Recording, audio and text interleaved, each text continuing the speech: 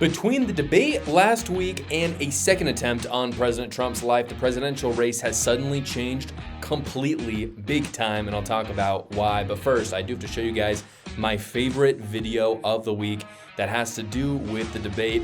Our servicemen posted this video on Instagram that I'll show you guys right now while they were watching the debate, and they roasted Kamala Harris big time. Take a look. And as of today, there is not one member of the United States military who is in active duty in a combat zone in any war zone around the world. The first time this century. What? But let's understand. So where the are we right now? There's a fact check for you, Kamala. This is the perfect way, by the way, to show the difference between Kamala Harris and Donald Trump. The people who defend Kamala Harris are the elites. They're not normal people. These are not people that just go and live their lives. These are the elites in the media who are wealthy, who have a buck to make from being, they're grifters at the end of the day. And on the other hand, you have Donald Trump, who are actual real people. The Kamala Harris people, the people that are defending her in the media, but not just the media. There's bureaucrats, there's levels, there's celebrities in the entertainment media. These people, they don't really put gas in their cars. They either don't even take cars. They have a driver or they have someone go fill up their gas for them. They don't go to grocery stores. They just eat out. Again, and if they do go to grocery stores, they're just not thinking about the prices because these are people that have made a buck off of Americans. On the other hand, though, the people who defend truth, like these servicemen, they're just normal guys and gals, just like you and me. Young men, for instance, who are abroad serving their country. Or the random family in Atlanta, for instance, who doesn't care about DEI, they don't care about wokeness, they just want the government to leave them alone. Those are the kind of people who defend truth. Those are the people who, I'm not saying that they are always Trumpers. I don't really think anyone should be an always Trumper because if you're always in on a politician, you're not really all in on truth, but they're all in on, that's what's important, that they're all in on truth. And at this point, Donald Trump is by far more on the side of truth than Kamala Harris. And if he's ever not, sure, we can call him out for that. But obviously you have to call out Kamala Harris as well, which the moderators never did. The reason's clear because, they stand to make money off of putting her up, as well as the fact that they're basically just another wing of the Democrat Party. I love this video, though, because it isn't some smug fact check from the media. It's just a real person speaking truth. And again, they're a real living proof of Kamala Harris's lies.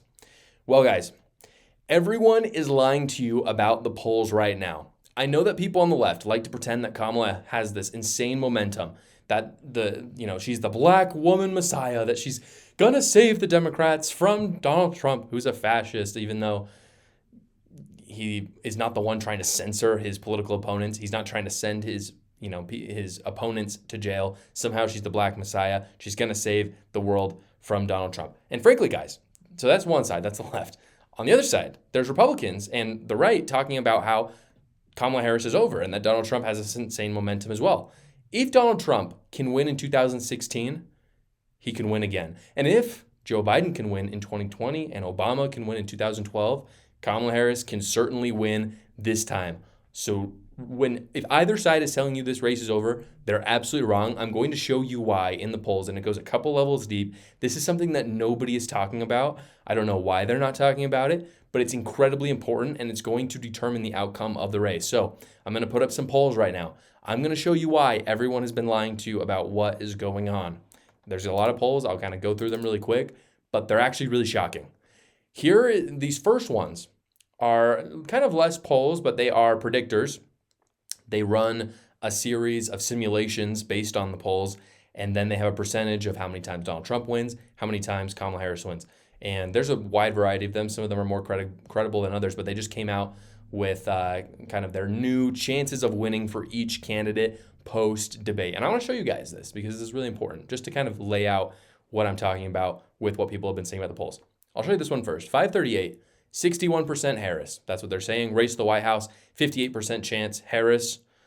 You see here on this next poll, Decision Desk HQ, 55% Harris. J.H. Kersting, 55% as well. And then finally, Nate Silver has Trump up 56%. That, again, very close numbers. If you're ever placing a bet, if you're ever going to some sort of gambling, if someone says to you, you have 45% chance of winning, you're like, okay, fair enough. And then if someone says to you, you have 55% chance of winning, is it different? It's really not. And that's what I'm going to get into with these polls. So again, those are just the aggregate of all the polls. I'm going to show you some individual polls now, and I'm going to talk about what is going on. Harris, you can see this one. This is done by Harris Data. You can see that she's up by 3, but if you go to the bottom, this is the margin of error. You'll see that it's 1.8%. So really, again, this is nationally in this one.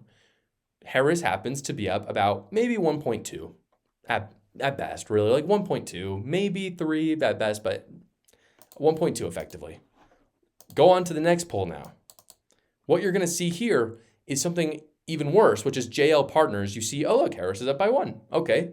But then you go to the bottom again, you see plus or minus 3.1. So no, Harris is not ahead.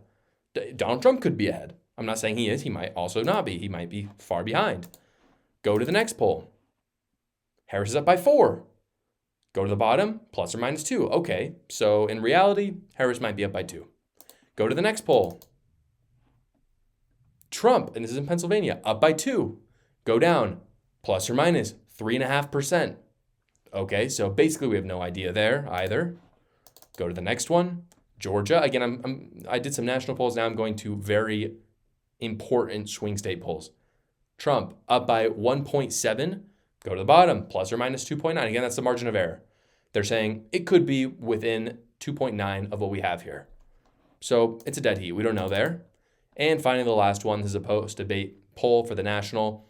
Trump is up 3, plus or minus 2. So Trump might be up 1.